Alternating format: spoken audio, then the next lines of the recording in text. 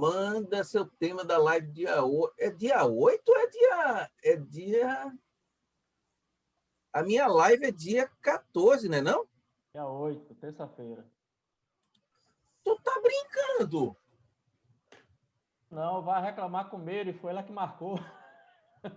Não, Meire me colocou dia 14. Pessoal, Tá Dia bom. 8. Dia bora 14 pro não tem estudo. live, não, que é segunda. Bora pro estudo, Fred. Depois vocês veem isso aí. Você e Robertinho acerta isso aí depois, beleza? Porque hoje os assuntos, tem o primeiro assunto, principalmente, é muito extenso e a gente precisa valorizar todo o tempo que a gente tiver aqui, beleza?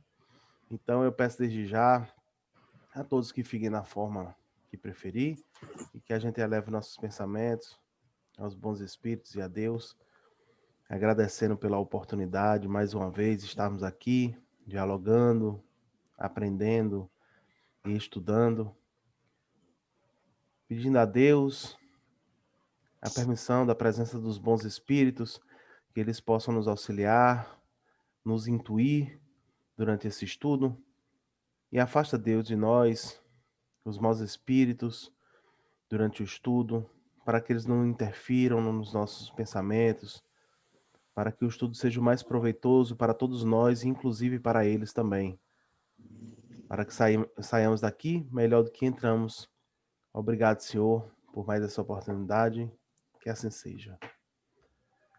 Pessoal, nem tudo dá para resolver na democracia, né? Infelizmente, tem coisas que são precisas tomar decisões, principalmente, desculpem-me, mas é preciso dizer como coordenador, né, que o grupo está extremamente parado, né? Nós temos participado muito pouco, respondido muito pouco. Às vezes uma pergunta é feita, leva 3 dias para uma pessoa se manifestar. Então eu sei que todo mundo está na correria, pessoal, mas a gente já está mais ou menos assim há quase 3 meses, né? Nos últimos 3 meses, a gente tem tido uma média de 2 reuniões por mês só. A gente precisa rever isso, certo? Para o nosso próprio proveito. Mas, sendo assim, eu vou só lembrar vocês aqui do seguinte. O primeiro texto, é a primeira vez que enfrentamos isso aqui, né? O primeiro texto, ele tem quase 17 páginas, que é o texto que vai ser apresentado por Wilson. Pelo tamanho, a extensão do texto, da importância que ele tem, certo? Eu darei ao Wilson 20 minutos para fazer a explanação. O segundo texto tem 6 páginas, então eu darei ao Marcos 15 minutos, e o de Robertinho, como são 2 páginas e meia, 10 minutos, certo? Dentro assim, a gente fica na mesma situação quando nós temos 3 apresentadores de 15 minutos, sendo 45 minutos no total. Só que a gente precisa reconhecer essa extensão do texto que o Wilson vai apresentar, ele realmente é muito grande e traz muita informação interessante. Fala, Fred. Eu mandei uma mensagem para você no chat aí. Beleza, vou olhar agora, viu? Pode distribuir meu tempo com eles, viu? Ah, tá. Fred botou aqui. Rapaz, cheguei de Salvador ontem à noitinha, não consegui estudar os temas. Vou só ouvir. Repasse meus minutos para os apresentadores ao final. Se conseguir captar, darei um pitaco. Pronto. Sempre que for sua vez de falar, aí eu vou. Se você tiver alguma coisa para falar, você fala, senão a gente distribui. Tá bom? Wilson, meu amigo. Tá aí? Tá aqui. 20 minutos, beleza? Ok. Valeu, Wilson. Fica à vontade. A título de sugestão, a gente poderia também futuramente ver esses textos mais longos, acho que já falou sobre isso, né? Dividir para 2 pessoas. Realmente é bastante longo. Mas vamos em frente, porque eu tenho certeza que todos vocês vão colaborar com a elucidação desse tema que Kardec trouxe, esse discurso dele no encerramento do ano social, né? Lá na Sociedade Espírita de Paris, né? E ao decorrer dos minutos aí, quando eu terminar, eu tenho certeza que todos poderão acrescentar ou melhorar ou complementar, porque realmente é bastante longo e diverso, né? Então, vamos lá. Então, Allan Kardec, no ano de 1859, né, na Revista Espírita de julho de 1859, faz um pronunciamento a esta sociedade, e nesse pronunciamento ele traz algumas informações importantes, basilares, que praticamente, digamos assim, que estas informações e esta marcha das coisas, né, dos acontecimentos e das práticas dos estudos, foram, até aquele momento, os alicerces ou os pilares que conduziram aquela sociedade.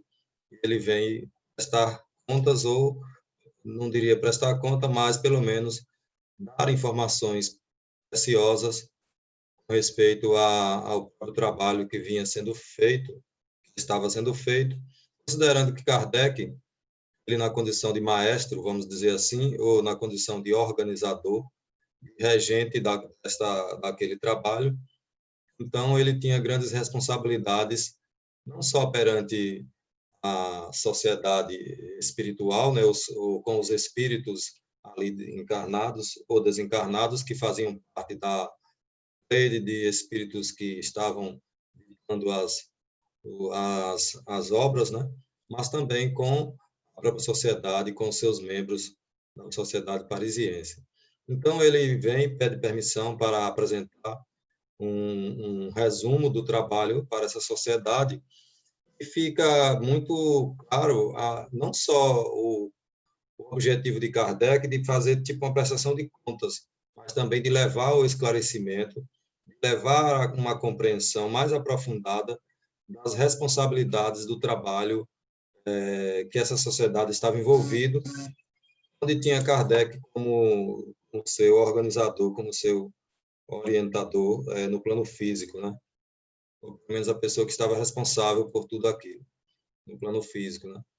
Então, Kardec vem falar a essa sociedade, primeiro ele vem citar números, ele vem dizer que a sociedade se reunia num pequeno espaço, e depois essa sociedade, ou melhor, o crescente número dessas pessoas, dos adeptos, foram aumentando, e em virtude disso foi preciso se ter um salão maior, uma outra estrutura, até que se sugere que esta sociedade possa funcionar num espaço maior e, assim, desenvolver os trabalhos, os estudos, as pesquisas, né, de modo mais cômodo, mais apropriado ao próprio ritmo do qual a sociedade experimentava, a Sociedade Espírita de Paris experimentava, diante dos desafios que ela ainda estava por vir e também de uma questão muito prática, que é de espaço mesmo, devido ao aumento muito grande dos seus participantes, né?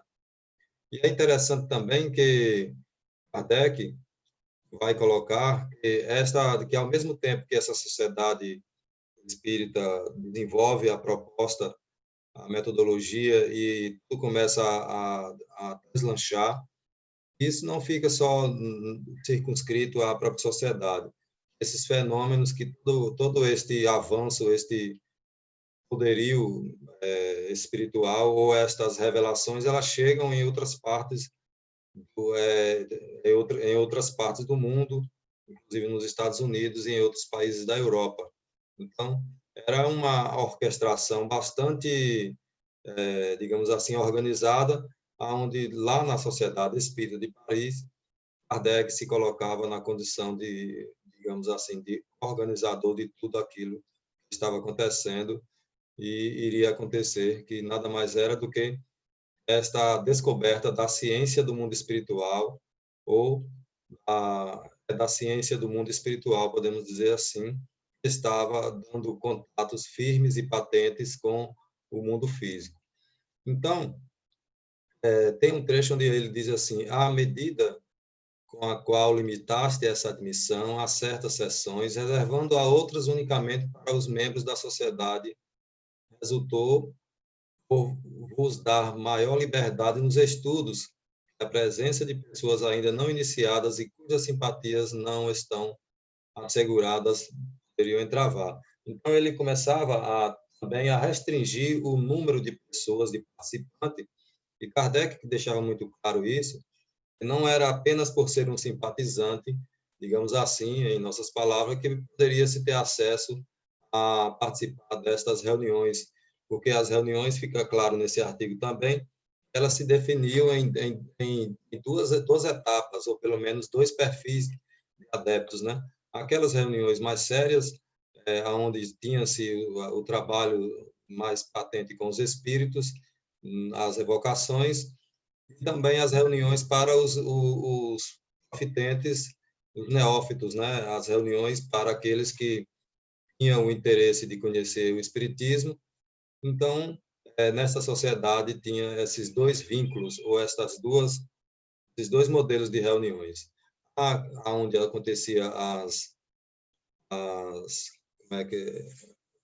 onde acontecia as evocações, seriam reuniões mais bem elaboradas, mais sérias, onde não bastaria, segundo Kardec, apenas o interesse particular em participar, mas o membro da sociedade ele deveria apresentar alguns caracteres de si próprio, onde mostrasse que ele já teria o conhecimento não só teórico do espiritismo, mas também ele vivenciasse as certezas que o espiritismo trazia na sua intimidade, porque senão seria um estorvo no meio daquele grupo ou daquela assembleia na qual estava desenvolvendo uma proposta muito séria, que seria, naquele momento, muito útil à sociedade e ainda mais para a sociedade no futuro, em nossos dias, por exemplo. Então, Kardec, ele buscava um raciocínio, ele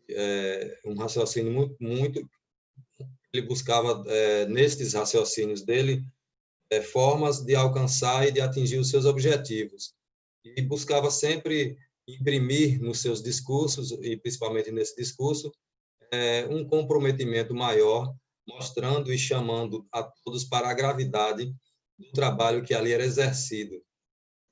Que nos primeiros dias, nos primeiros momentos, tudo parecia de forma bastante, digamos assim, fácil, mas que os comprometimentos no decorrer dos dias e dos meses e dos anos teriam situações muito sérias e muito graves, e que o membro da sociedade deveria ter consciência das suas participações, no sentido de fazer com que a sociedade pudesse progredir no aspecto não só de números, mas também do conteúdo, desse conteúdo de transmitir a mensagem da espiritualidade, dos benfeitores espirituais, na sua íntegra, e também não de forma autômata, mas fazer as analogias, as reflexões sobre as palavras, sobre os textos, sobre os ditados dos espíritos.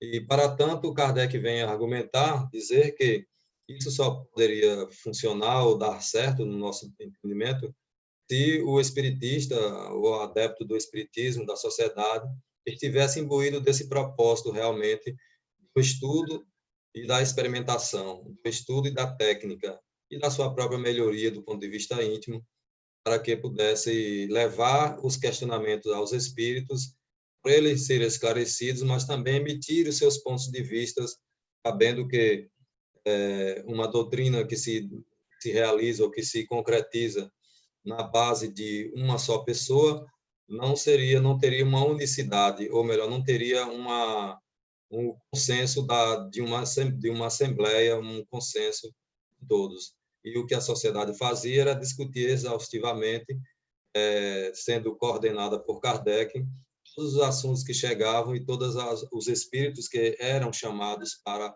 as evocações. Então, nesse sentido, Kardec vem dizer que a curiosidade tem um termo. Quando está satisfeita, procura um novo objetivo de distração. Ele se refere às pessoas que buscavam o concurso da sociedade espírita apenas pelo divertimento ou pelo fato de travar esse contato supostamente com os espíritos, né, com as almas das pessoas que viveram na Terra, já que imaginamos que por a sociedade ter adotar um aspecto de evocação com os espíritos e não desse modelo que nós empreendemos nos dias atuais. Então, as pessoas viam uma possibilidade de entrar em contato com estes espíritos, muitos deles com diversas finalidades. Kardec vem postular um regulamento onde essas pessoas não tivessem acesso. E o próprio Espírito São Luís vem também dar uma mensagem, dizer a Kardec, e ele diz mais ou menos na seguinte forma. Kardec diz: o Espírito de São Luís nos dirigiu que não deveríamos jamais perder de vista. Zombou-se das mesas girantes, não se zombará da caridade que brilham nas comunicações sérias. Alhures se veja, em outro lugar se ouçam, que entre vós se compreenda e se ame. Então, ele vem chamar a atenção para o trabalho, a seriedade que era o desenvolvimento daquela proposta iluminativa das consciências, das almas, naquele período e em todos os séculos por vir, né? Até os nossos dias. São Luís vem dizer essa mensagem, anotada por Kardec, para fazer com que aquela, e incluiu essa mensagem Kardec incluiu essa mensagem de São Luís no seu discurso, para dar uma prova de que não bastava apenas as pessoas participarem da sociedade e ter, por exemplo, como muito de nós outros, preenchido esse intelectualismo, mas, sobretudo, uma vivência santa no que tange aos ensinamentos espíritas nascentes, né? E ele vem também, mais à frente, ele vem estar nesses esclarecimentos, falando sobre as experiências, né? Que a experiência, o contato com o espiritismo vem trazer novas revelações, e essas experiências, elas não são, digamos assim, tratados fechados. A cada passo que a sociedade dava, que a cada empreendimento que se fazia, novas experiências eram adquiridas e se fazia necessário muitas reflexões a respeito dessas experiências no contato com os espíritos e suas mensagens, seus tratados de filosofia, de espiritualidade e, sobretudo, as histórias que os próprios espíritos traziam de suas vidas regressas, seus achados históricos, certamente gerariam naquela sociedade uma espécie de experiência específica que daria a eles muito trabalho para que se pudesse compreendê-las e, acima de tudo, dar um sentido útil àquelas comunicações, que seriam as próprias análises trazidas por diversos espíritos, do São Luís e outros, mas também dos próprios membros da sociedade, dando seus pareceres durante a labuta no que tange às evocações, né? Então, Kardec também vem dizer que os primeiros, falando sobre as pessoas, né, que participavam, né, os primeiros pretendem, na ausência de controle, para constatar a identidade dos espíritos, esperando sua boa vontade, e estar menos exposto a ser induzido em erro, já que aquele que fala é porque é falar, ao passo que não é certo que aquele que se chama possa vir ou responder. Ele está se referindo, porque eu adiantei aqui um pouco, ele está se referindo aos dois sistemas dos quais a sociedade deveria ter adotado, né? Ele diz assim, dois sistemas igualmente preconizados, se praticados, se apresentam no modo de se receberem as comunicações de além-túmulo. Uns preferem esperar as comunicações espontâneas, os outros as provocam para a chamada direta feita ao tal espírito. Então, ele se refere ao modo como a sociedade resolveu operar, principalmente pela deliberação do próprio Kardec, porque ele está se referindo, ao invés dele adquirir ou deles optarem pelo modo das comunicações espontâneas, e ele vai dizer por que ele escolheu um método e não outro, quando ele vai se referir às comunicações espontâneas, ele vai dizer que precisaria se deixar os espíritos se comunicar e poderiam se comunicar qualquer um espírito. Esses espíritos se comunicando, Kardec diz que não haveria um controle, um controle e uma seriedade no trabalho, porque os espíritos poderiam espontaneamente dizer o que querem, dizer o que sentem e o que pensam, e entre esses espíritos viriam os espíritos bons, mas também viriam os espíritos maus, os espíritos brincalhões, os espíritos que não estão incluídos na categoria de espíritos bons, não fazem o mal, mas também não fazem o bem, segundo o que a gente conhece na própria escala espírita, né? Então, Kardec vai preferir esta metodologia ou este método que é aceito por todos os da própria sociedade, porque ele tinha um objetivo específico, que era fazer essas revelações do mundo espiritual para o mundo físico. E essas revelações não poderiam diversar-se com sistemas de espírito, trazido por espíritos ligados a determinadas ramificações científicas, religiosas, ou seja lá qual for, as quais não teria objetivo comum no trabalho, que era fazer uma síntese precisa das revelações do mundo espiritual, já que o Espiritismo é considerado a terceira revelação da lei de Deus, ou da lei de Deus. Então, o objetivo das evocações, como Kardec vem dizer, os primeiros pretendem que, na ausência de controle para constatar a identidade dos espíritos, esperando sua boa vontade, ou seja, esperando que o espírito, por sua boa vontade, estar menos exposto a ser induzido em erro, já que aquele que fala é porque quer falar, ao passo que não é certo que aquele que se chama possa vir ou responder. Então, ao mesmo tempo que nós deixamos que os espíritos se comuniquem de forma espontânea, então nós não sabemos ou pelo menos não temos o controle do que pode acontecer. Pelo menos nas reuniões mais sérias, mais instrutivas, dos quais referimos que eram as reuniões criadas por Kardec e a sociedade. Aí ele vem também dizer que, no caso, na questão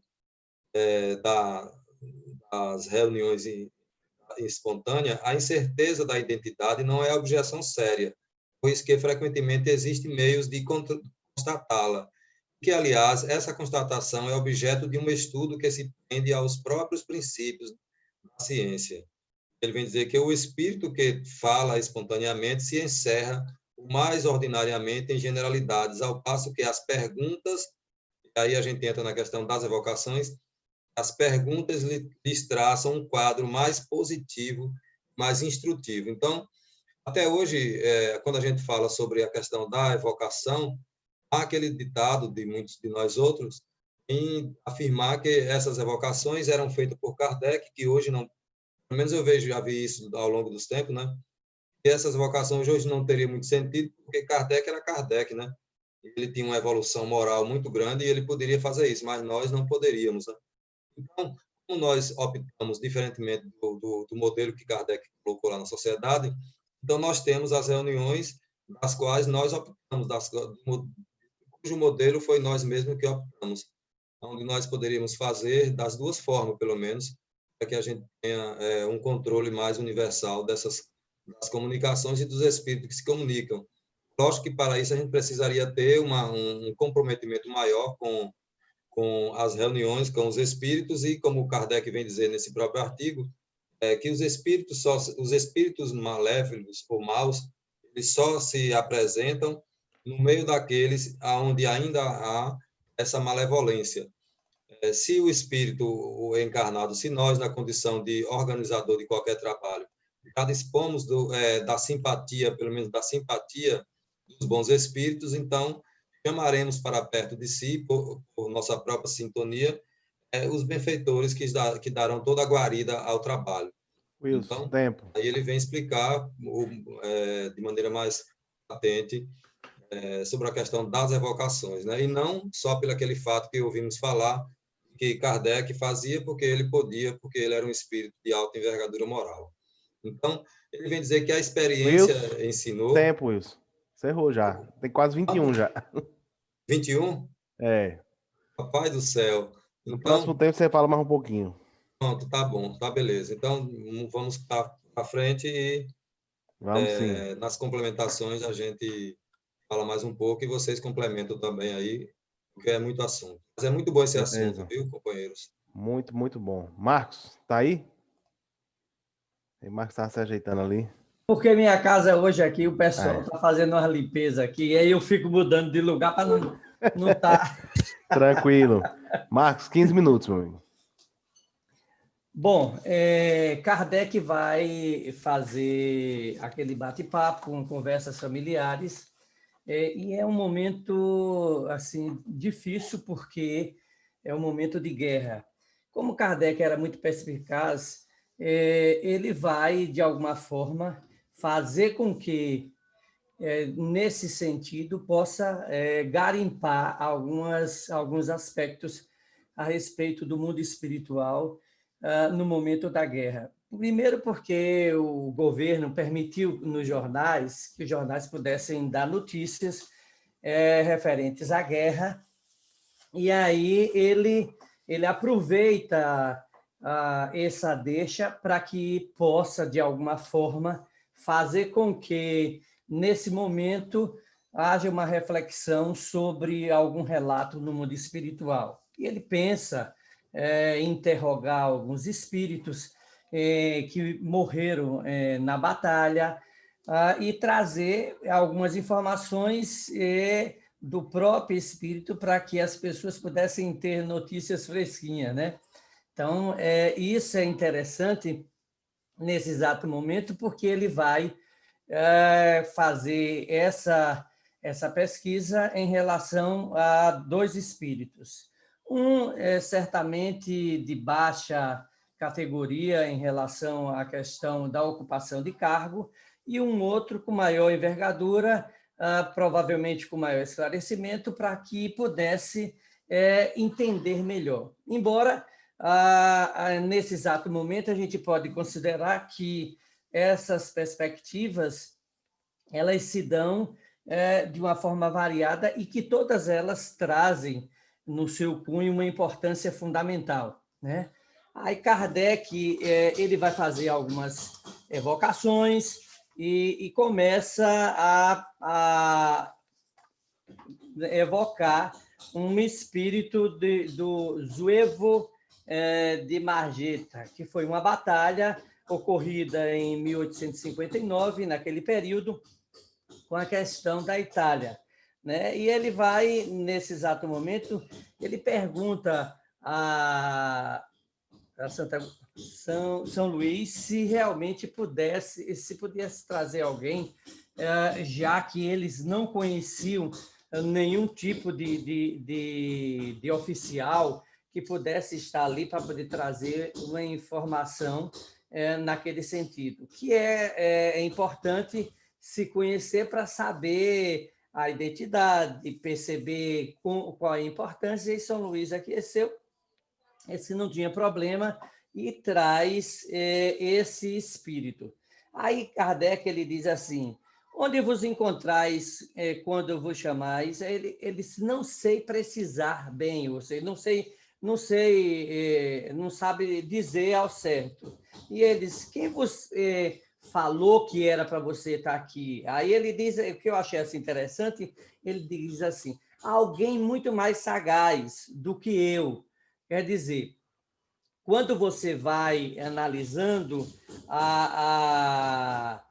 essa evocação, automaticamente você vai concluindo o grau de espiritualidade desse espírito, de consciência, porque, em dado momento, Kardec ele vai fornecendo algumas informações interessantes, que aí eu coloquei aqui, que é a questão da inconsciência no mundo espiritual, e, ao mesmo tempo, liga essa luz aí para mim, ao mesmo tempo, ele vai dizer a respeito da questão das vestimentas. E aí você entra toda naquela discussão em torno do laboratório do mundo espiritual, e que nem todos os espíritos sabem a respeito, nem todos os espíritos têm a consciência de como isso se processa no mundo espiritual, exceto aqueles que já estão mais adiantados, que poderia, de alguma forma, fornecer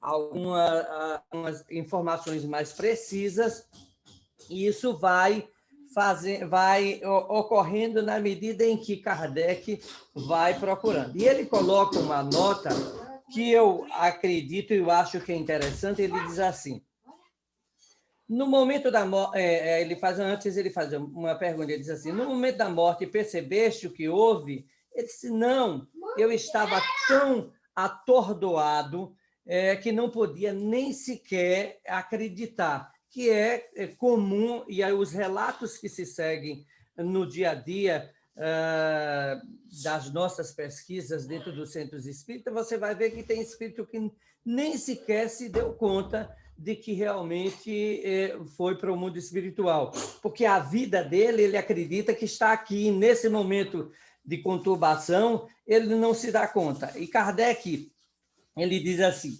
isso está de acordo com os termos observados no caso de morte violenta, não se dando conta imediatamente de sua situação, o espírito não se julga morto. Esse fenômeno se explica muito facilmente. É análogo a dos sonâmbulos que não acreditam que estejam dormindo.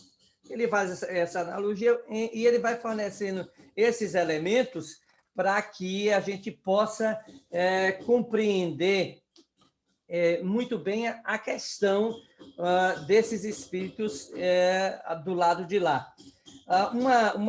Um outro aspecto, quando se trata dessas vestimentas que eu acabei de falar, aí esse espírito ele diz assim que foi alguém que esteja provavelmente atrelado a um grupo que forneceu esses elementos. E aí ele pergunta também sobre um outro espírito e ele diz não, a gente não, que ele não vê constantemente, só de quando em quando, e quando ele usa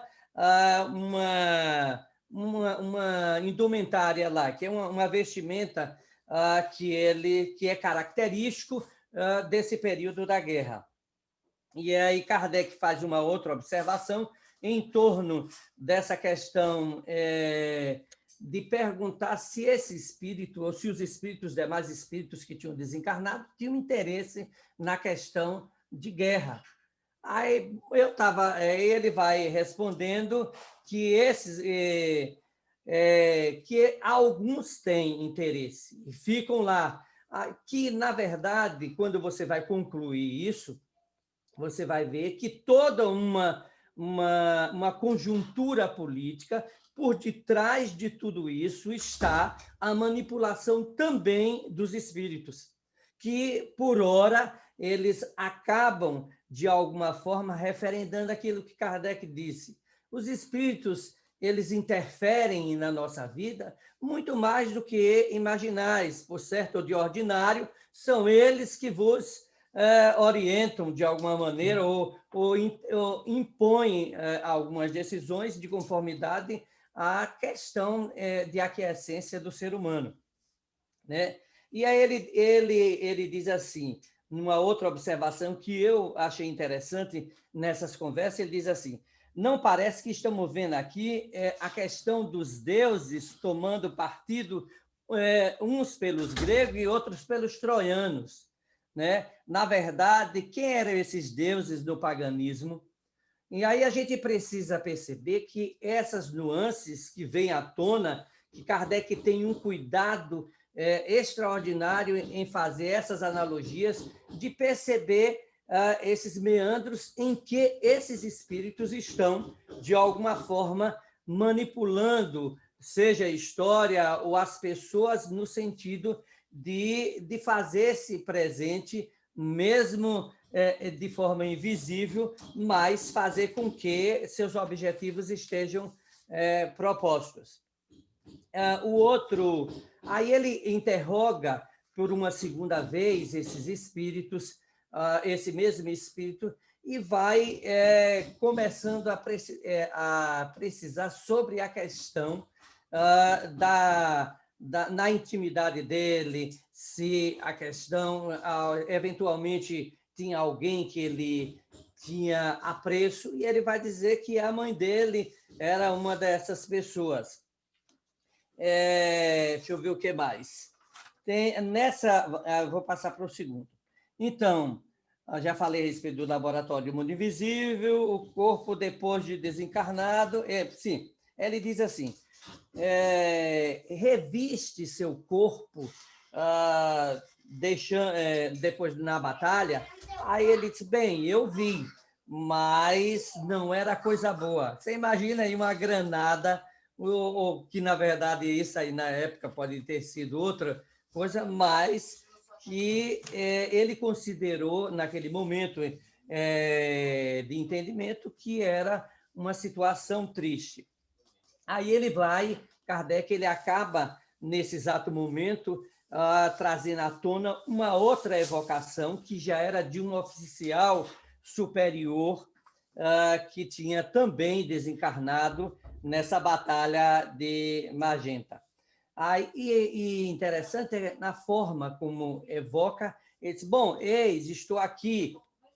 E ele diz assim, ele oferece algumas pistas em torno da questão da linguagem, que seguramente são os pontos essenciais para se reconhecer a superioridade de um espírito, embora, em todo momento, eu penso que ele também não tinha essas coisas todas, não.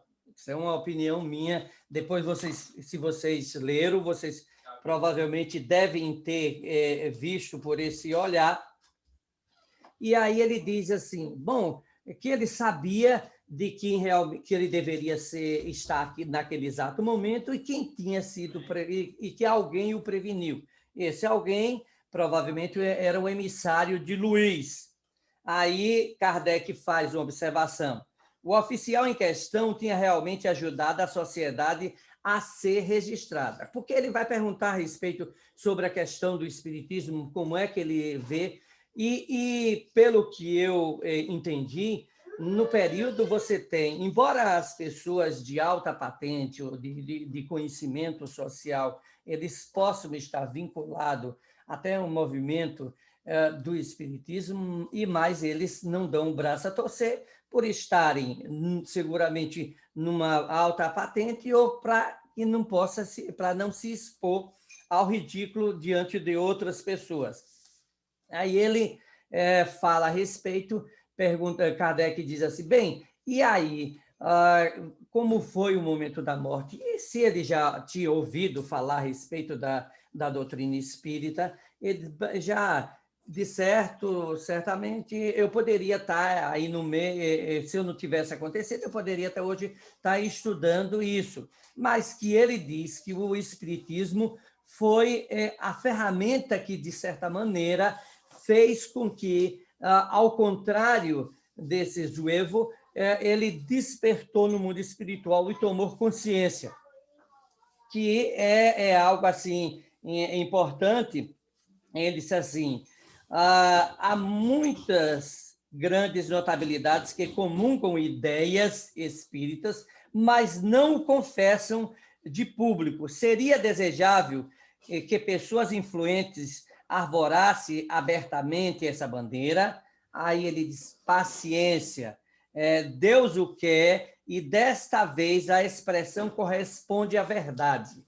Então, aí Kardec, mais adiante, ele vai tomar essa questão no sentido de dizer que o espírito já desencarnado toma consciência do papel da doutrina espírita, das forças espirituais que vão, de alguma maneira, influenciar todo um processo de sociabilidade e, ao mesmo tempo, de consciência desperta dessas almas. E que, se era vontade de Deus, então, paciência, eles não têm, de alguma forma, como burlar ou tentar diminuir o impulso desse processo de autoiluminação da humanidade ou do objetivo maior da doutrina espírita. Aí Kardec ele coloca mais uma observação e diz assim, ninguém ignorará a gravidade e a profundidade dessa resposta. Quando vivo, ele conhecia o objetivo dos homens. Como espírito, vê o que há de providencial nos acontecimentos. Isso é de uma tamanha reflexão, porque tudo isso se transforma diante do processo do morrer, e que o espírito toma consciência em torno das diversas perspectivas que se abrem e do conhecimento do espiritismo que auxilia esse despertamento, né, da alma em torno da morte e dessa nova existência. Então, esse espírito, ele automaticamente ele tem uma percepção muito maior do que... E ele também pergunta a respeito do outro espírito que até então tinha estado ali naquele momento. Ele disse que o sujeito não era lá essas coisas, não.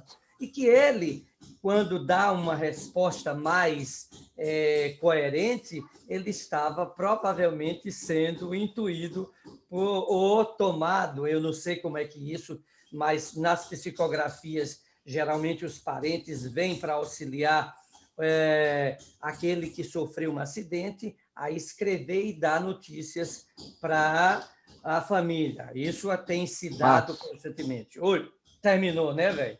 Tu é terrível. É chato, é muito bom ouvir vocês falar, mas a gente precisa dividir. Na hora que a gente está começando a engrenar... A gostar, né? Mas Robertinho, meu amigo, 2 páginas de profunda reflexão, Robertinho, 10 minutos. Então, é isso que eu queria iniciar falando, gente. Apesar de ser curta, mas tem uns questionamentos interessantes aí que eu acredito que no final a gente faça, tá? Então, na realidade, é uma resposta à réplica do Abad Chasnel, né? Naquele jornal Universe, né?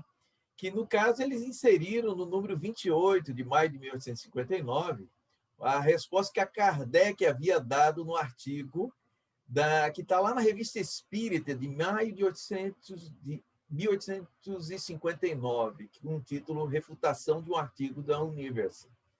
Esse artigo foi apresentado por Robert Val, aliás, no dia 21 de novembro de 2020, e que Kardec afirma que não poderia responder, né, a esse segundo artigo, né, essa refutação, senão repetindo as mesmas coisas que ele falou no artigo anterior, né? No entender dele, seria algo assim totalmente inútil, né? Mas há algo interessante, né? O Abad Chasnel, nesse segundo artigo, ele se esforça para provar que o espiritismo é uma nova religião, afirmando ele que decorre de uma filosofia e porque nele se ocupa da constituição física e moral dos mundos. Então, Kardec, ele diz o seguinte, ele refuta, enfatizando que, sob esse aspecto, todas as filosofias seriam religiões, né?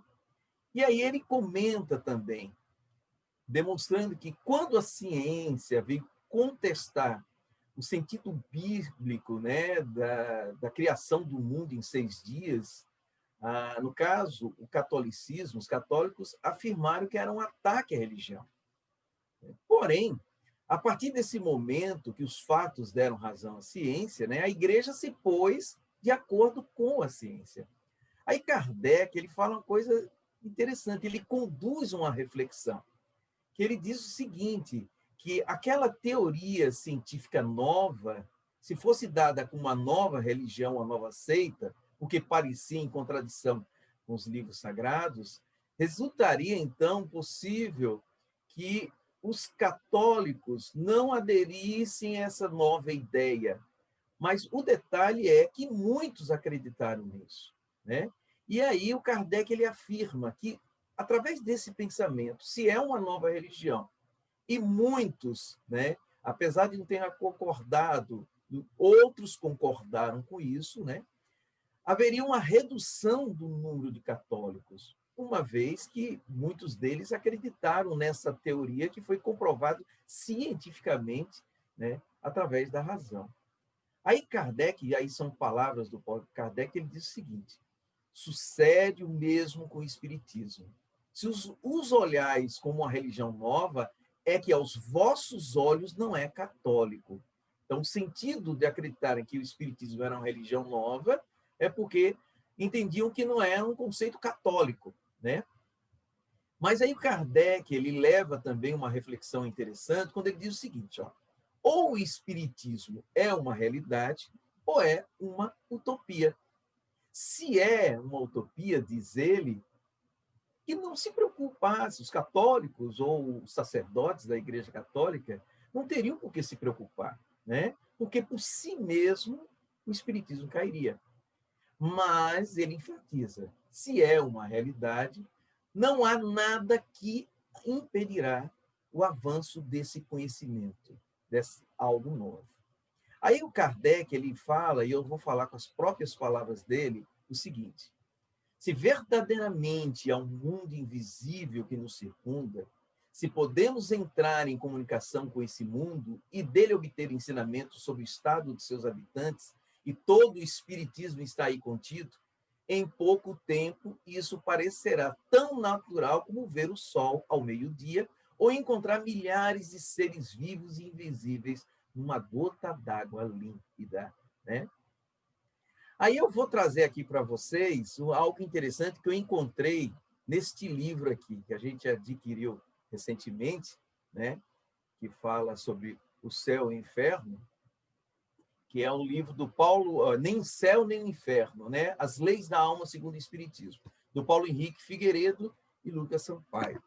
Nós vamos ver na apresentação, especificamente na página 15, que é a primeira edição, eles falam, os autores dizem o seguinte: desejavam transformar o Espiritismo numa igreja mundial com um Papa comandando-a. O interessante é que no artigo, o Kardec aborda isso. Ele fala o seguinte, né? Que o abade lhe concede um título de sumo sacerdote dessa nova religião. E eu acredito, né, pela frase que ele fala, que com ironia ele diz o seguinte: é uma honra da qual eu não suspeitava. Mas o detalhe que o abade ele ainda acrescenta, mas também afirma que todos os médiuns são sacerdotes dessa religião. Então fica uma análise interessante, né, que o Kardec leva à reflexão. Porque os médiuns, a mediunidade, ela independe, né, da raça, da cor da pele, do gênero, da idade, inclusive da religião, né? E acreditar que mediunidade é sacerdócio, né, que todos os médiuns, ou do sexo masculino ou feminino, crianças, são todos sacerdotes, então Kardec leva a esta reflexão, leva o abade a entender que mediunidade ela independe, né, inclusive da religião. Então você pode ser espírita, médium, pode ser católico, médium, ou melhor, em todas as religiões ou princípios religiosos, né? Então, o que eu quero conduzir a todos aqui a uma reflexão, apesar desse texto ele complementar com isso ser pequeno, é o conceito de religião no ambiente espírita. A gente precisa, de princípio, buscar contextualizar o pensamento de religião para Kardec, tá? Porque uma vez, pelo que a gente observa, Kardec ele quis nos conduzir a entender que o espiritismo não é uma religião tendo como base o dogmatismo, tá? Não é uma religião dogmática, não é a religião que tem hierarquia, a questão do sacerdócio também, né? Mas a gente tem que lembrar o seguinte: na época de Kardec, o conceito que ele tinha de religião também era aquela questão da religião natural, tá? Então, o que é a religião natural? É aquela que a gente já carrega no nosso íntimo. Todos nós já nascemos com esse conceito transcendental, da existência de um ser maior, de um Criador, e da questão da imortalidade da alma, tá? É algo intrínseco em nós. Bem, e aí vai um questionamento interessante. A questão do tríplice aspecto da doutrina espírita. Porque a gente vê no movimento espírita as pessoas divulgando que o espiritismo é baseado no tríplice aspecto: ciência, filosofia e religião.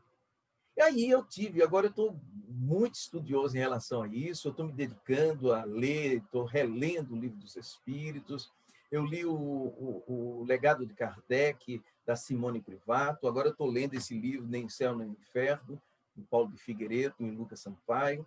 Então, eu estou questionando sobre isso. Aí eu fui pesquisar se Kardec teria falado sobre isso. E o detalhe, Kardec não fala. O que ele afirma, que a gente pode encontrar isso tanto no preâmbulo do que é o Espiritismo, como também na Revista Espírita de abril de 1864, onde ele trata sobre resumo de leis dos fenômenos espíritas. Kardec diz o seguinte: o Espiritismo é, ao mesmo tempo, uma ciência de observação e uma doutrina filosófica. Como ciência prática, consiste nas relações que podem se estabelecer entre nós e os espíritos. Como filosofia, compreende todas as consequências morais que decorrem de tais relações. Então, de onde surgiu essa ideia do tripé da doutrina espírita?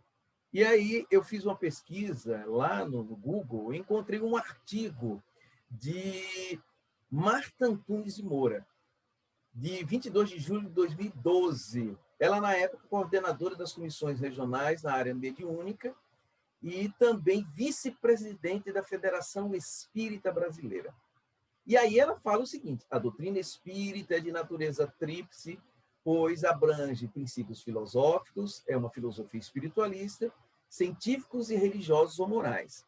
E aí ela cita um escrito por Emmanuel no livro O Consolador, lá na definição, que seria o preâmbulo, né, ou a introdução, que ele fala: podemos tomar o espiritismo simbolizado como um triângulo de forças espirituais. A ciência e a filosofia vinculam à Terra essa figura simbólica, porém a religião é o ângulo divino que liga ao céu. Então, a gente vê que foi um conceito trazido por Emmanuel. E aí, no segundo momento, a gente vai se adentrar um pouco mais sobre isso. Tenho dito. Beleza, eu vou hoje inverter um pouquinho a ordem do que eu costumo conduzir. Geralmente eu deixo a pimenta para o final. Hoje eu quero ouvir Beto primeiro, depois Itamar, para a gente botar logo a pimenta logo, depois vai todo mundo comentando. Beto, meu amigo, libera aí seu áudio aí para a gente botar aí 4 minutos para os seus comentários. Tá baixo. Tá baixo? Deixa eu botar aqui o negócio. Rapaz, dá uma briga com esse negócio, viu, velho? É uma briga, viu? Deus é mais. Hoje está Marcos na tipologia, né? Lá está na casa de Marcos. E Beto parece também aí, alguma influência espiritual aí também. Viu? Tenha calma que tudo vai dar certo. Vai dar certo. Melhorou. Beleza. 4 minutos. Eu separei algumas coisas aqui. Esse primeiro texto é muito grande, mas tem muita coisa interessante. Muita. A primeira, Kardec vem da dificuldade necessidade e dificuldade de fundar a sociedade parisiense. E eu lembrei que a gente também passa por isso. A mesma etapa que Kardec passou, a gente passa até hoje. Começa em uma casinha, depois a necessidade de lugar grande, e vai. E ele chama aqui a atenção que tem que ter, onde se junta muita gente, tem que ter regra, senão vira bagunça, né? Aí chama a atenção de que tem que ter todas as regras, todos os fundamentos, eu achei interessante. A outra parte, ele diz assim, que dentro da sociedade espírita tem que ter cada um sua função. A gente tem cada dificuldade de ter isso, né? Cada um com sua função, né? É muito difícil a gente conciliar isso aí. Depois ele fala da admissão no trabalho parisiense, na sociedade, que naquela época era rígida. E teria que ser, porque o objetivo era outro. Mas a gente tem que transportar essa admissão no nosso trabalho mediúnico, tem que ser rigoroso mesmo. Não tem negócio de conversa, não. Na casa espírita, tem que ser livre para todos. Agora, tem funções que tem que ter regras, que tem que ter, para a pessoa ser admitida ali, tem que ter certos requisitos. Senão, vira bagunça. Não é só o caso do trabalho mediúnico, não, de passe. Tem que ter algumas regras. Para aquele que está ali na frente, fazendo as palestras, também tem que ter algumas coisinhas, né? Todo mundo que chega tem que falar. Então, quando dirigir estudos, então tem certas coisas que tem que ter realmente alguns requisitos, né? Depois aqui ele diz assim, que dentro da própria sociedade tem gente que aceita mais ou menos os preceitos espíritas. É como a gente vem de várias religiões ou de várias reencarnações. Então, tem os que aceitam mais facilmente, outros têm renitência até aquilo. A gente tem que ter muita paciência para não gerar briga, esses negócios, né? E ele fala do estudo, que ninguém gosta de estudar na doutrina espírita. Não gosta, não. A gente bota o negócio de estudo, rapaz, tem dia que é 2, 3. Ou o bicho preguiçoso, o espírita para estudar, viu? E ele coloca aqui, Roberto, também essa parte de religião aqui que eu grifei. Parece que a gente estava bem contactado aqui com esse negócio de... Eu também questionei aqui no meu... Porque ele fala também disso aí, né? Da doutrina como uma ciência. Nós temos que encarar o espiritismo como uma ciência. Acabou. As partes que vêm dela faz parte da ciência.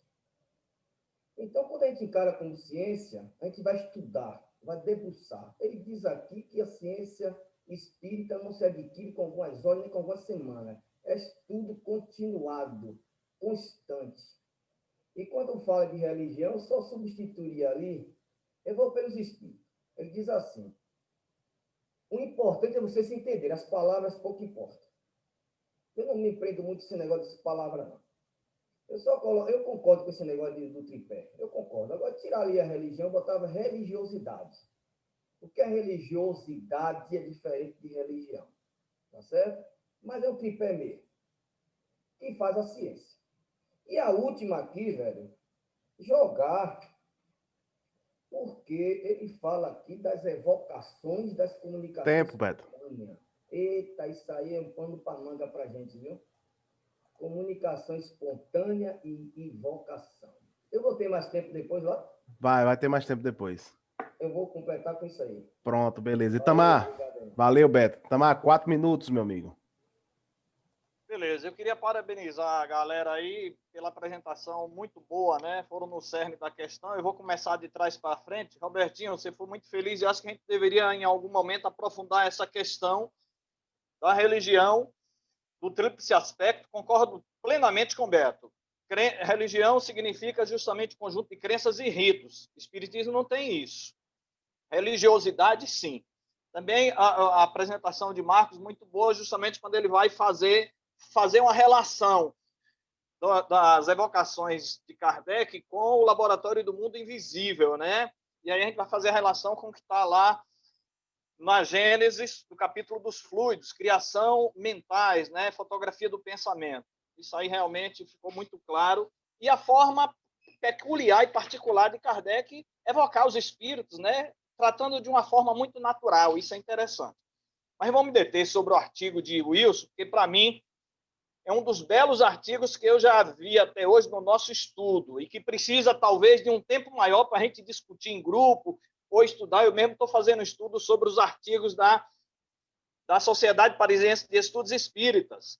E todos os anos, no ano social, que era o mês de abril, né, Kardec fazia um discurso na sociedade e aqueles discursos são verdadeiros, né, mananciais de conhecimento. Porque, vamos lembrar, a sociedade foi fundada em 1º de abril de 1858, a gente até já estudou sobre isso.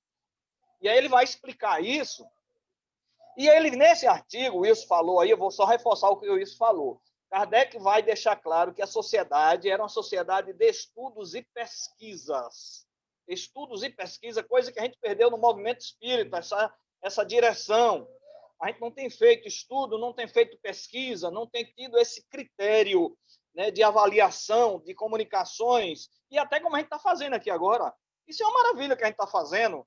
Né? São 4 grupos de estudos, onde tem uma média de 35 pessoas estudando, quanto alargou os nossos horizontes. Então, a gente tem perdido essa característica nas casas espíritas.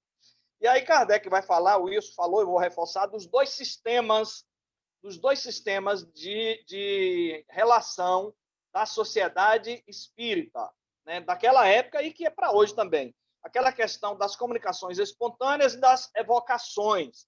E a gente percebe, claro, Kardec tomando partido das evocações. E aí o Wilson leu, eu vou reforçar, quando ele diz, o espírito que fala espontaneamente limita-se quase sempre a generalidades, enquanto que as perguntas lhe traçam um quadro mais positivos e mais instrutivos.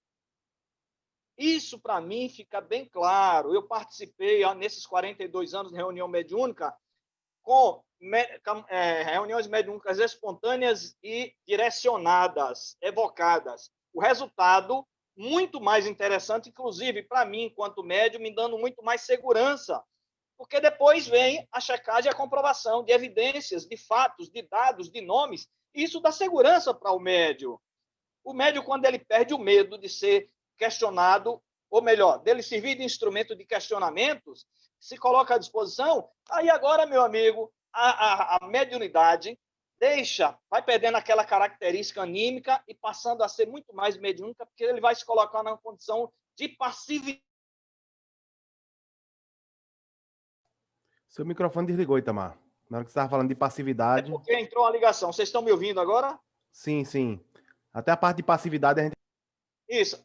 O médio, quando ele se coloca, perde o medo, ele tira o bloqueio mental, ele vai perder aquela característica dos bloqueios e ele vai ter mais passividade e vai ocorrer manifestações muito mais autênticas. Eu tenho comprovação comigo. Tem uma autenticidade muito maior porque ele se coloca na condição de passividade. Tempo. Acabou? Acabou-se. O assunto é muito bom, é rápido demais. Rapaz, eu não tô nem na metade, rapaz. É João, tá vendo, João? O cara tá cortando a gente, viu? Ai, João, você agora, meu amigo. Cadê João? Deixa eu pedir aqui para ele ligar o som dele aqui. O assunto é bom, gente. O assunto é bom. Tá ouvindo agora, Anderson? Sim, tô sim, meu amigo. Quer ligar sua câmera, né? Não? Tá desligado sua câmera. Deixa eu solicitar aqui. Solicitei. Aceita aí. Agora? Agora sim. Nunca mais viu o rostinho de João, né? Tudo bem, meu. Pronto. 4 minutos. Muito bom. Eu vou voltar a um assunto que já falei, que Itamar tornou a abordar, que são evocações versus espontaneidade. Todas essas opiniões até agora, mesmo Kardec aí, são ainda pessoais. Sugiro que a gente tire um dia só para estudar o que está no Livro dos Médiuns. Prós e contras de cada uma, porque aí Kardec esgotou praticamente o assunto. E, para mim, o que está lá exarado, eu concordo em gênero, número e graus. O assunto que o Wilson apresentou, que é o primeiro, realmente não dá para apresentar assim em 10, 15 minutos. Ele fez o que pôde, foi excelente. O de Marco também tem muita manga para cortar ainda, né? Mas eu queria só sobressair aqui um detalhe no de Wilson, que é quando Kardec chama-nos a atenção que os espíritos infelizes ou maus, como ele chama, têm as táticas para combater nós. E aí ele chega aqui e diz, para chegar ao fim, isto é, as suas táticas, uma das suas táticas é a desunião. Gravem bem essa palavrinha, meus irmãos. Desunião. Porque sabem muito bem que podem facilmente dominar quem se encontra privado de apoio. Quando quer apoderar-se de alguém, o seu primeiro cuidado é inspirar-lhe desconfiança e isolamento. Tantos médios, tantos grupos por aí que estão aí enquadrados nesses itens, sem ofender a ninguém, naturalmente, a fim de que ninguém os possa desmascarar, esclarecendo-lhes as pessoas prejudicadas com conselhos salutares. Uma vez os espíritos maus, senhores deste terreno, olha bem como o argumento de Kardec é fantástico, gente, podem fasciná-las à vontade. Olha aqui, promessas sedutoras, através de promessas sedutoras, e subjugá-las por meio de lisonja às suas inclinações. Né? Você é um médium importante, vai lá, está ouvindo negócio de Anderson, e de Wilson, de Juazeiro. Aproveitando os laços fracos que descobrem, para, em seguida, melhor fazê-la sentir a amargura das decepções, feri-las em seus afetos, humilhá-las em seu orgulho e, muitas vezes, só erguê-las por um instante. Olha que coisa fantástica. Tão só para precipitá-las do mais alto. Gente, o Kardec tinha uma intuição fora de série. Analisemos bem isso. Quantos centros espíritas se isolam com seus trabalhos super importantes? Eu fico pasmado nesses poucos tempos que eu tenho de andada por aí. Quase todo lugar que a gente chega, dizem logo, nós temos trabalho de desobsessão. Coitados. Nem sabem o que é desobsessão, que eu colocaria autodesobsessão do grupo. Tempo, João. Infelizmente. É uma realidade dura, mas que a gente, às vezes, tem visto e ouvido por esse sertão afora, como diz o velho Luiz Gonzaga. Então, Pronto, tempo, João. Esgotou. Esgotou. O assunto é Todo bom. danado. Mas, se puder, ainda volto, porque Não, eu a acho gente volta, isso a gente tem mais... importante da palestra do Kardec que ele colocou na sociedade no seu relatório. Pronto. Fred pediu para distribuir o tempo dele para todo mundo na próxima fala. Eu vou acrescentar, ia ser 2 minutos para cada um, vou dar 3 minutos para cada um na próxima fala, distribuindo o tempo de Fred para todos, certo? Deixa eu dar play no meu alarme aqui, porque eu botei um alarme aqui agora, porque aí eu não esqueço mais, porque toca aqui, pronto, não me passo mais para não ser injusto. João, dentro do que você falou, eu vou ser sincero com vocês, eu já caí nessa, de me isolar, de me achar o dono da verdade, de me isolar de todo mundo, né, de achar que estava todo mundo errado, que eu era o dono da verdade. E demorei um pouquinho a perceber. E graças aos meus amigos do Centro Espírita, as pessoas que conviviam comigo, que foram me mostrando aos poucos, né, eu consegui sair dessa. Mas a gente precisa estar vigilante, né, principalmente quem está estudando. Porque o fato da gente estar estudando pode instigar nossa vaidade também. A gente achar que a gente sabe mais do que os outros pelo fato da gente estar estudando, né? Então a gente tem que tomar cuidado. Agora, sobre o que o Robertinho falou, vou pegar 1868, Revista Espírita, dezembro de 1868, no discurso de encerramento do ano. E o nome do discurso é O Espiritismo é uma Religião. E Kardec bota uma tampa de cal nesse assunto, gente. Com 1868 a gente insiste.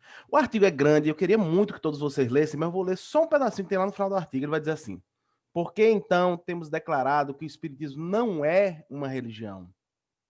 Porque não há palavra para exprimir duas ideias diferentes. E porque, na opinião geral, a palavra religião é inseparável da ideia de culto, porque ela desperta exclusivamente uma ideia de forma que o Espiritismo não tem.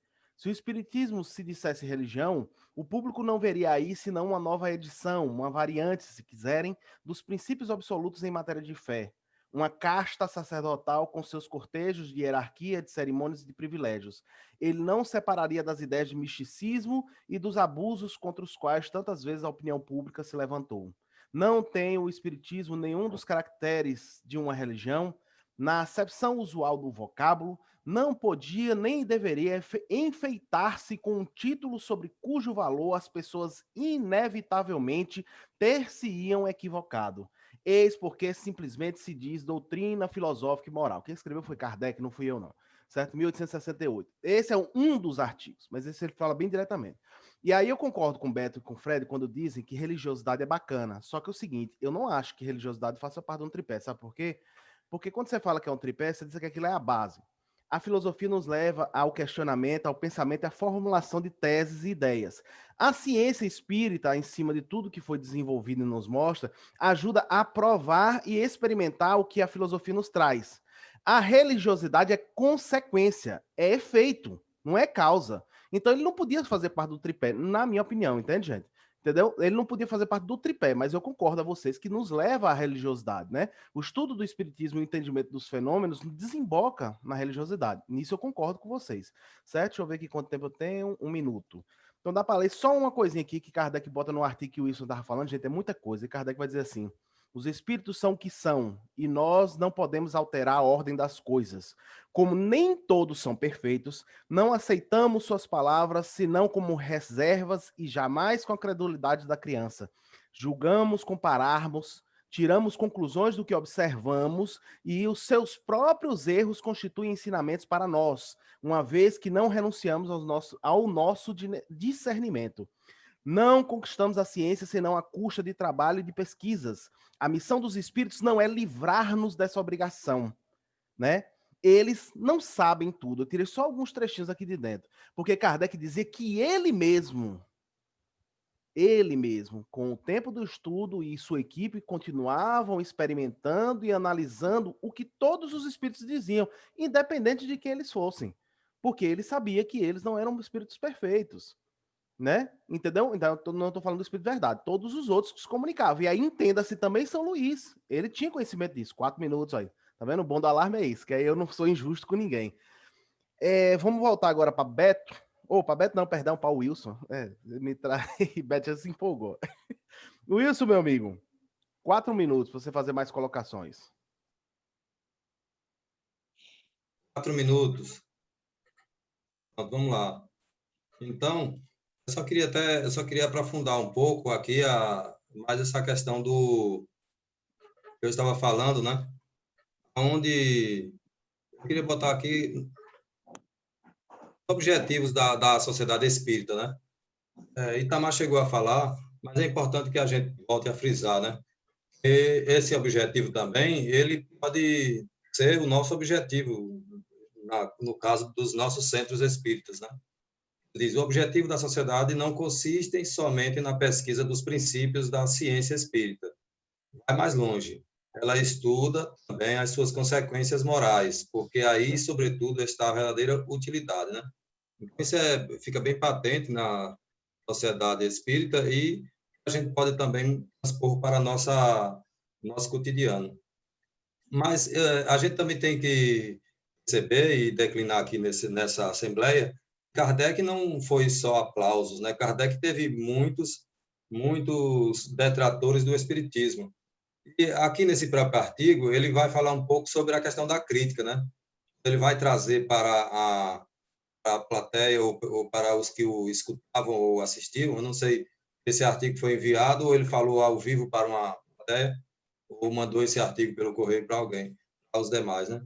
Então, ele diz assim, a crítica demolidora nos assegurou por aceitarmos muito facilmente as doutrinas de certos espíritos, sobretudo naquilo que concerne às questões científicas. Essas pessoas mostram, por isso mesmo, que elas não conhecem nem o verdadeiro objetivo da ciência espírita, nem aquilo que nos propusemos, e se pode, contudo, o direito retornar-lhe a censura de leviandade em seu julgamento. Então, eu leio esse trechinho aqui só para explicar. Ele vai falar sobre esses críticos, né? As críticas que eram feitas a ele, a sociedade, ou os próprios membros da sociedade, mas que essas críticas, as críticas que eram feitas de maneira objetiva e certamente séria, ele acatava. E as críticas que eram apenas pelo um sistema de calúnia, de inveja, ou de qualquer outro sistema vinha a provocar o travamento do trabalho, da pesquisa, essa ele disse que ele teria a consciência tranquila e não daria crédito. Algo que nós podemos muito bem nos nossos dias ser alvos dessas críticas e aceitá-las, né? E também ter a condição moral de saber quais críticas nós poderemos refleti-las e quando essas críticas se tornam algo de profundo, digamos assim, de perseguição ou alguma coisa desse tipo, né? E aí nós também temos aqui outro destaque, já terminou meu tempo, quando ele diz, mas há duas espécies de crítico, né? Que é aquele crítico malevolente, que tem as críticas com muita veemência, mas no fundo ele não traz nada de positivo para o trabalho. E há outro crítico que realmente é um crítico, mas é um estudioso, alguém que se esmera em estudar, faz uma crítica com base naquelas verdades que ele está se aclimatando, né? Então, eu acredito que era essa a nossa participação. No final, já do artigo, Kardec diz, o objetivo do Espiritismo é de tornar melhores aqueles que o compreendem. Temos de dar o exemplo e de mostrar que, para nós, a doutrina é letra morta. Em uma palavra, sejamos dignos dos bons espíritos, se quisermos que os bons espíritos nos assistam. O bem é uma couraça contra a qual virão sempre se quebrar as armas da malevolência. Aí ele fecha o artigo, né? Deu tempo certinho. Uhum. Vamos lá. Estou perdido aqui. Marcos, desculpa. 4 minutos, Marcos. Vai marcar agora, viu?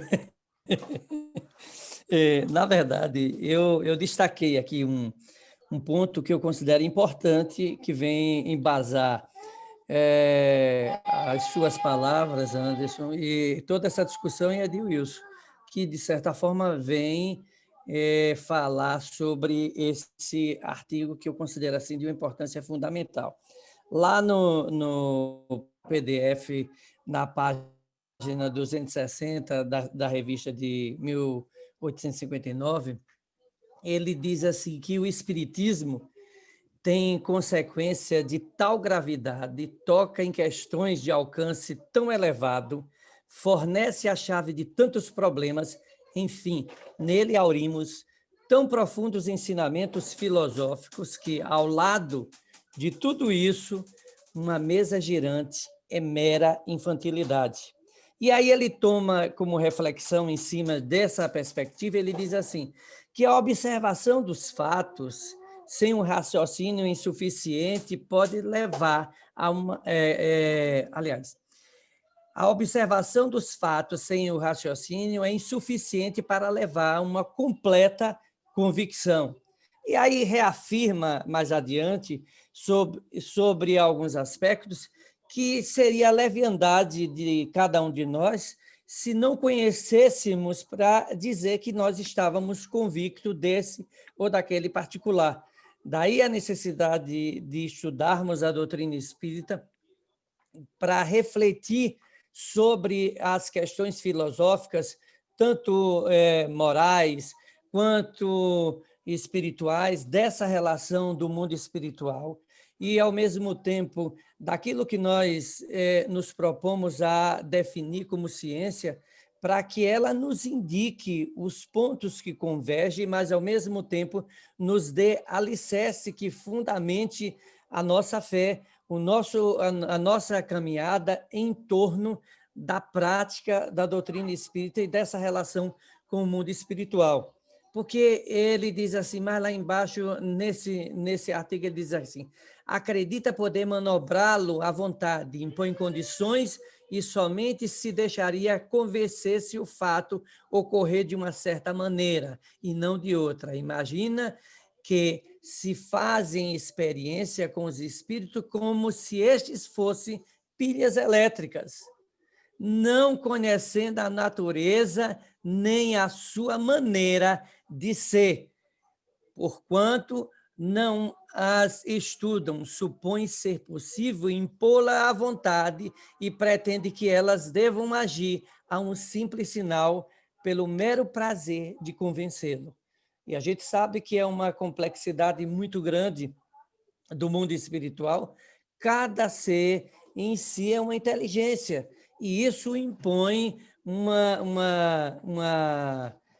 reflexão muito mais profunda sobre a linguagem dos espíritos, sobre a produção desses espíritos no mundo espiritual, a intervenção deles aqui no planeta, no nosso meio e naquilo que nós estamos buscando compreender, que é a parte filosófica do conhecimento, mas, ao mesmo tempo, da moral, e aquilo que é uma atitude científica de investigação constante sobre os diversos olhares, mas, ao mesmo tempo, sobre a perspectiva de que cada um de nós temos uma caminhada e percebemos sobre esse ou aquela visão de mundo em que nós, vamos dizer assim, que nos encontramos nessa realidade. Tempo, Marcos. Obrigado, Marcos, pelas colocações. Robertinho, 4 minutos. Tá certo. Assim, olha, hoje o Wilson e o Marcos foram assim esplendorosos, se assim a gente pode comentar, né? Teria muito o que comentar de vocês, mas eu vou me deter ao artigo que eu estudei, tá? Sobre a questão de religião. Porque no meio espírita brasileiro, pelo menos, isso está muito incrustado. Não obstante ter saído lá da França, né? O conceito de sociedade parisiense de estudos espíritas, quando chegou aqui no Brasil, pegou uma conotação muito religiosa. E infelizmente, dentro dos ambientes espíritas, das casas espíritas, está tendo muito a questão de dogmatismo, de hierarquismo, né? Ou seja, o presidente do centro espírita, ele simplesmente se acha dono, que deve fazer, acontecer, as coisas têm que ser feitas da forma dele, e muitas vezes não questiona o grupo, né? Eu sempre falei, eu tive a oportunidade de estar presidente de uma casa espírita e procurei administrar de forma de colegiado, da gente sentar e discutir os problemas da casa espírita. Existe muito ritualismo, tá? Principalmente na questão dos passes. Beto comentou sobre isso. Então, hoje, na casa espírita, você vai tomar um passe, você tem que estar com o olho fechado, com as mãos para cima, entendeu? Tem que estar numa certa postura. O Jacó Melo, que fez o estudo de passe, contesta tudo isso, mas existe ainda muito isso dentro das casas espíritas. Então, casas espíritas que todas as vezes numa reunião tem que rezar o Pai Nosso. Enfim, então é algo para se discutir, tá? O que Anderson colocou aí foi muito bem colocado, né? A questão de que a questão do estudo, da ciência e da filosofia lhe conduz a uma transformação moral. Tanto é que Kardec tem esta preocupação e ele aborda o que é ser espírita, lá no Evangelho segundo o Espiritismo, no seu capítulo 17, no item 4, que é o título é Sede Espírita, ou Sede Perfeito, o subtítulo é Ser Espírita. E ele fala que se reconhece o verdadeiro espírita pela transformação moral, né? E pelo esforço que faz para domar as más tendências. Mas a gente pode observar que hoje, no meio espírita, o conceito que a gente tem em espírita é aquele que lê as obras. Se você leu as obras todas, leu os livros complementares, você é espírita. E a gente tem que refazer isso, e aí eu vou pegar um pensamento trazido por Itamar algum tempo atrás, que ele diz de algo dito por Herculano Pires, que nós não conhecemos em espiritismo. Então, esses estudos que nós estamos realizando estão nos fazendo com que a gente reflita conceitos diferentes, essa questão do tripé. Eu tenho, desde uma palestra que eu assisti de Anete Guimarães, algum tempo atrás, onde ela falou que o espiritismo ela tem como base, né, no conceito dela, que era a ciência, a filosofia e princípios éticos e morais. Mas hoje a gente tem uma percepção que os princípios éticos e morais é uma consequência do conhecimento que nós temos da nossa existência espiritual e os motivos que nos desencadearam a estar aqui. E um deles, e hoje eu estou assim me aprofundando muito, é a questão da autonomia intelecto-moral. Nós estamos aqui por conta própria, tá? E no sentido, não é que a gente não tem um amparo, uma proteção, um auxílio espiritual. Não é nesse sentido. Mas nós estamos conduzindo o nosso processo evolutivo e solicitando as provas que nós estamos enfrentando. Isso é muito bem enfatizado por Kardec na questão 258 e na questão 399, quando fala do esquecimento nosso das vidas anteriores, ele elucida a solicitação que a gente faz das provas que enfrentamos, porque a gente sabe que é por esse intermédio que vai haver o crescimento, evolução e ascensão espiritual. Então, a gente vai reconstruir aí, ou desconstruir certos conceitos e reconstruir certos pensamentos aí em torno da doutrina. Isso. Beto, 3 minutos. Estamos falando a mesma linguagem, graças a Deus. Quando eu falei da religiosidade, eu citei que tudo é ciência. Religiosidade, que a gente fala, faz parte dessa ciência.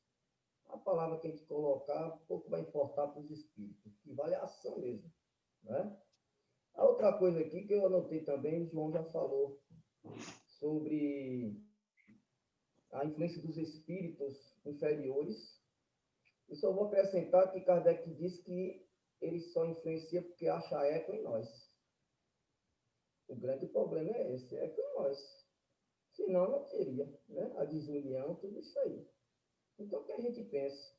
O presidente da Casa Espírita aí que Robertinho falou, que quer ser ditador, o culpado é a gente que votou nele. A gente tem que procurar agora votar em pessoas, não só que a gente vota quando aquela pessoa que tem conhecimento, tem que ver a moral da pessoa, tem que ver com tudo isso. Mas só vai porque, não, o fulano tem um cabedal bom. Tome cuidado com isso, né? E sobre a crítica ferrenha que Kardec falou aí, crítica externa, mas a gente tem essas críticas ferrenhas dentro da própria casa espírita. Tem gente que critica demais e fica preocupado com isso aí. E os espíritos aí, quando ele diz que é em nós, a gente começa a se isolar, e é verdade. Você pode reparar, quem reclama mais na casa espírita é quem não participa de nada. Eu já estava obsidiado sempre. Não participa de reunião, só vem para criticar. Não participa. Então, são essas coisas aí que a gente tem que levar em conta para a gente não se meter a besta. E no caso da invocação espontânea, eu fico com o João, vamos ter aqui. Vamos ler lá no Livro dos Médiuns. Kardec diz a espontânea, ele bota 2 páginas. Invocação 8, com bastante restrições. A gente pensa direitinho. Na época de Kardec, é o mesmo nosso.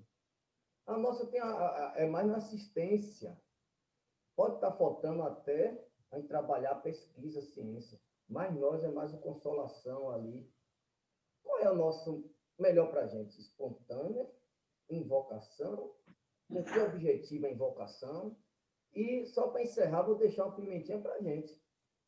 E tem na casa espírita aquela invocação indireta. Sabe qual é? Bota o nome da pessoa. Hoje a gente vai fazer o trabalho com fulano de tal, fulano de tal, fulano de tal. Tá certo? Vamos pensar. A gente tem condições de fazer certo trabalho, que a pessoa chega lá, cuidado que a gente pode bulir em vespeiro aí, não está sabendo. E convidar até espírito para ir para a nossa casa. Casa, que eu estou dizendo, é família. Que a gente se acha todo poderoso e, de repente, a gente abre esse canal e está com esses espíritos. Eu prefiro espontâneo. Eu vou logo ser sincero. Eu prefiro espontâneo. Eu não tenho negócio de rodear aqui comigo. Deixa os espíritos trabalharem.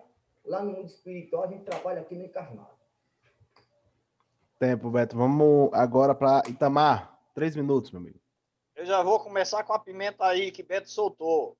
Livro dos Médios ou Guia dos Médios e dos Evocadores. Kardec foi claro aí, dos evocadores. Então, se ele trouxe como guia dos evocadores, ele viu a necessidade das evocações. Inclusive, tem um capítulo específico, capítulo 25, das evocações. E nesse capítulo ele vai dizer: as comunicações espontâneas inconvenientes nenhum apresentam, quando se está senhor dos espíritos, e certo de não se deixar que os maus tomem a dianteira. João foi feliz quando ele disse que tem reuniões de desobsessões que deveria ser de autodesobsessões. Concordo plenamente com isso, vocês aí, Beto, com João, sei do critério de vocês. Mas nesses 42 anos que eu viajo por aí, com mais de dezenas de participações em casas espíritas diferentes, de Pernambuco, Bahia e Tocantins, vejo que 90% das atividades mediúnicas não tem critério, não tem avaliação, e são muito mais sessões de autoterapia dos médios do que sessões mediúnicas.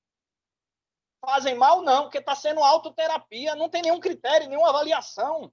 Um negócio realmente que olha assim, como diz Rui Diamantino uma vez, lá em Jacobina, ele conversando com a gente nos bastidores, disse: rapaz, tem reunião mediúnica aí que se assemelha mais a atividades de igrejas evangélicas. Um negócio absurdo, rapaz. Então, eu acho que as evocações mais direcionadas surtem mais efeitos. Opinião pessoal particular minha. No texto que o Wilson apresentou, tem uma parte aí que Kardec diz assim: a maneira de conversar com os espíritos é, pois, uma verdadeira arte, que exige tato, conhecimento do terreno em que pisamos e constitui, a bem dizer, o espiritismo prático. Ora, se não se tem conhecimento, aí ele ainda vai dizer: as evocações que temos feito permitiram lançássemos o olhar investigador sobre o mundo invisível. Critério, análise, observação, perguntas. Olha o texto que Marcos apresentou aí. As perguntas, como Kardec foi no âmago, querendo saber a situação dos soldados mortos. Veja bem, ele quis saber a percepção, saber a condição do espírito no estado de erraticidade e também querer saber, por tabela, a condição do estado de erraticidade em que outros espíritos ficam. Então, olha, para mim é uma coisa fantástica. Você reúne na casa espírita 3, 4, 5, 10 pessoas que não têm nenhum critério, que não têm conhecimento, que não têm nada. É lógico que o conhecimento, vou abrir um parêntese, conhecimento espírita é uma coisa, vivência dos postulados espírita é outra, tem que estar os dois atrelados. Porque como a gente está fazendo aqui, só conhecer por conhecer não vale nada.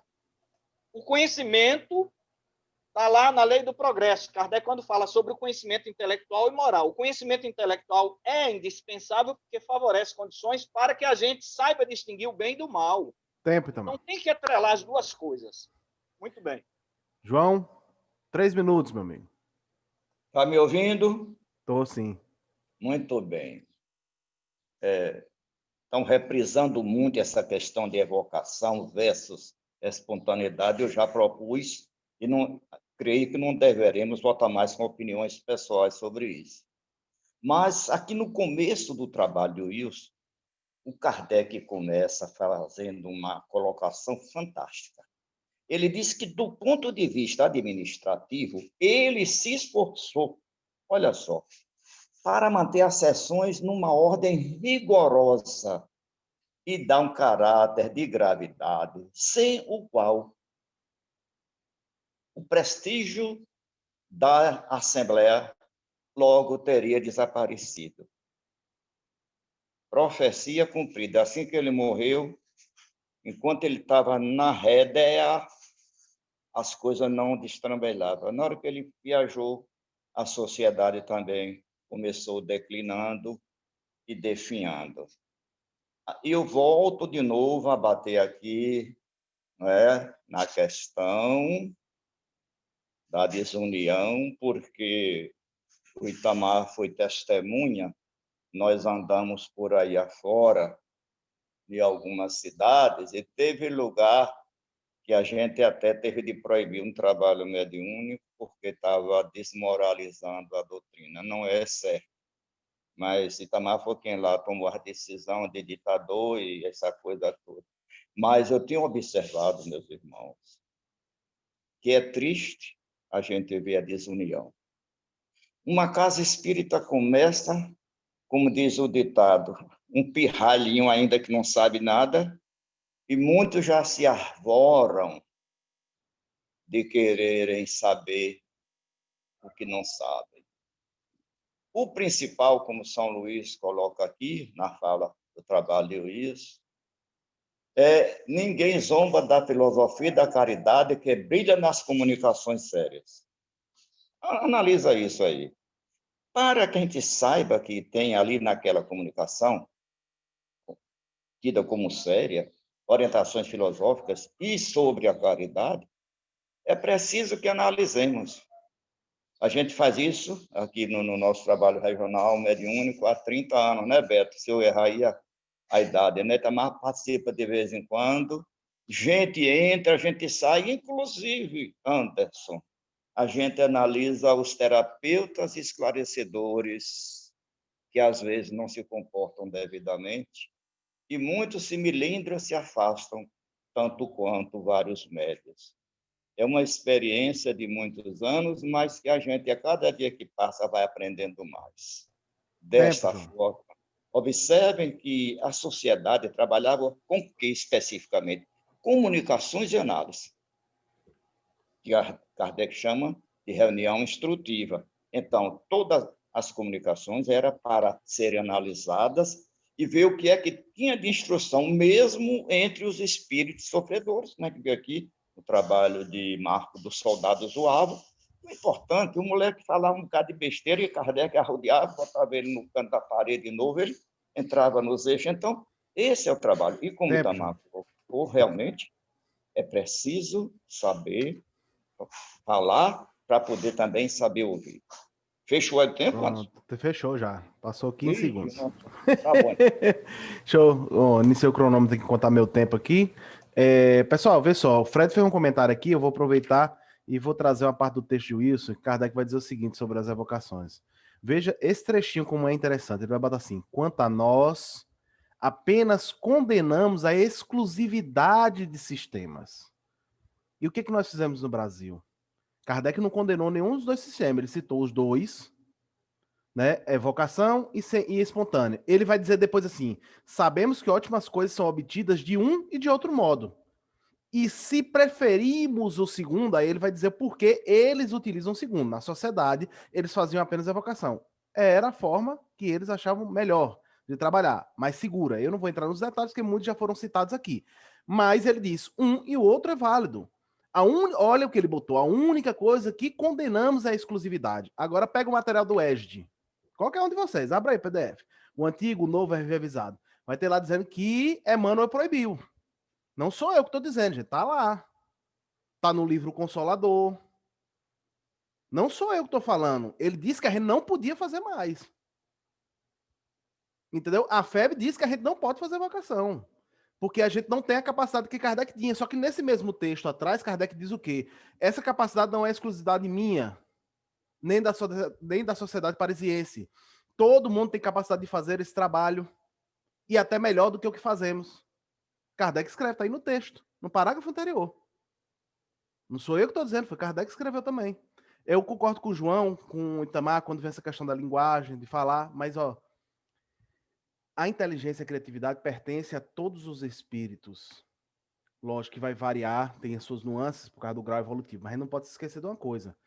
Um fator importantíssimo, e o Robertinho vai saber disso, porque o Robertinho é psicanalista, estuda a área da nossa mente física, né, e uma ligação espiritual também, é o desenvolvimento da criatividade. Através do exercício, do diálogo no dia a dia, do exercício do questionamento de como fazer, a gente pode chegar a caminhos próximos da expertise que a gente fala que Kardec tinha. Como o João bem colocou, né? O espírito dava uma fugida, ele ia lá e trazia de volta com outro questionamento, né? O espírito dava uma fugida, ele vinha lá e trazia de volta. Essa expertise não é exclusividade de Kardec, nem da equipe dele. Tem pessoas que podem desenvolver melhor do que ele e pessoas menos do que ele, mas todo mundo tem uma certa capacidade de criatividade. Agora, o problema é que a gente se prendeu em regras que foram criadas, infelizmente, né? Vocês sabem, eu já falei aqui várias vezes que eu sou admirador de muita coisa do trabalho da FEB, e mas também sou um crítico ferrenho de muitas coisas que eu acho que está equivocado. Tá, gente? São minhas opiniões, certo? Então, eu acho que você tabelar, você não pode fazer isso, você não pode fazer aquilo. O que eu mais vejo em evento, por exemplo, o espírito, você bota os vídeos online aí. Quando vai para a parte do debate é o quê? As perguntas geralmente assim, o espírita pode fazer isso, pessoal? Não, não pode. Pode, ele pode fazer o que ele quiser. Nós temos o nosso livre-arbítrio. Agora, se você deve fazer, aí são outras coisas. Através do estudo da filosofia e da ciência espírita, você precisa evoluir a sua mente, senão ela é uma fé cega, não é fé raciocinada. Então você vai evoluindo a sua mente, o que pode te levar à religiosidade, a outras crenças, pode te levar à evolução moral, tudo depende de você. Agora, poder, você pode, porque foi Deus que lhe deu o livre-arbítrio, não é o espiritismo que vai te retirar. Então, assim, é importante a gente ver isso. Então, eu fico com todos vocês, e para encerrar, que encerrou meu tempo, Beto, ou João, siga sua sugestão. Eu acho, pessoal, quando todo mundo aqui puder, a gente devia tirar um dia, assim, para a gente passar uma tarde juntos, certo? Só falando sobre esse assunto, né? Porque todo mundo tem um pouco para trazer. Vocês têm muita experiência, eu sou muito novo, Robertinho cresceu aí dentro, Beto também, João, Itamar, Fred, enfim, eu acho que todo mundo aqui cresceu dentro do espiritismo, menos eu. Eu tô 2 anos e meio, mais ou menos. Mas todo mundo tem o que somar, entende, gente? Todo mundo tem o que acrescentar um ao outro. E é interessante a gente, com o tempo, com tranquilidade, poder ler e refletir e falar, não, mas e essa outra coisa aqui que está escrito, né? E essa outra coisa que está aqui? E a gente bater um papo amistoso, como todos nós temos aqui, né? De saber que nós estamos juntos, tentando evoluir o nosso pensamento para dar seguimento ao que está certo e para corrigir o que precisar ser corrigido, né? Isso não é o problema, né? Isso não fere ninguém aqui, ou não deve ferir, pelo menos, né? Então é isso, gente. Eu queria agradecer aqui a todo mundo, né, mais uma vez pelo belo estudo. Eu acho que a cada semana que passa a gente está aprofundando nas nossas explanações, né, acredito que se sentindo mais à vontade também, né, sabendo que a gente não se ofende, muito pelo contrário, que a gente precisa expor as nossas opiniões aqui com respeito sempre. E cada vez a gente está sendo mais direto ao objetivo do estudo, que é estudar, conhecer as revistas espíritas, né? A gente ainda não está estudando a fundo, porque não dá tempo, né? Mas estamos conhecendo a evolução do pensamento de Kardec. Eu acho que a gente tem fugido um pouco disso, e isso tem nos ajudado muito a entender o pensamento de Kardec. Não quer dizer que a gente vai excluir o resto, mas o objetivo desse estudo é entender a evolução do pensamento de Kardec. né? Para que aí depois a gente possa fazer um estudo aprofundado. Então, agradeço a todos vocês pela dedicação. Muito obrigado pela participação. Peço mais uma vez que vocês, dentro da medida do possível, participem no grupo, respondam as perguntas, nem que seja rápido. Sim, não, posso, não posso, entendeu, pessoal? Nem que seja, porque você pode fazer isso na hora que você estiver no banheiro, se estiver em algum lugar, né? Nem sempre a pessoa tem tempo de entrar num raciocínio profundo no grupo, aí não tem problema. Mas as perguntas, pelo menos, vão ser mais interativas, gente, é importante, certo? A gente precisa de todos vocês, são importantes aqui, né? Ninguém tá aqui à toa. Tá bom, Robertinho, quer falar alguma coisa? Não. Eu só abri para me despedir. Ah, pensei que você ia falar alguma coisa. Então, aproveitando que Robertinho abriu o microfone, eu pedi a Robertinho fazer a prece de encerramento do nosso estudo, certo? Ah, tá certo. Para nós é motivo de agradecimento pela oportunidade de nós podermos compartilhar experiências, aprendizados e conhecimentos e que pedimos ao bondoso Pai Celestial, sob a égide de Jesus e a orientação dos espíritos superiores, que sempre nos conduzam a nos aprofundar, aprender mais, mas, acima de tudo, incorporar em nossas condutas e comportamentos, nos desenvolvendo moral e espiritualmente, que esse é o desígnio e propósito de Deus. Que tenhamos uma semana plena de paz, de harmonia e saúde em todos nós. Muita paz. Muita paz. Que assim seja, gente. Tchau, gente. Um abraço, um beijo para todos vocês. Tchau, gente. Bom domingo. Boa semana. Aê. Obrigado Abraço, por gente. hoje. Tchau. Tchau.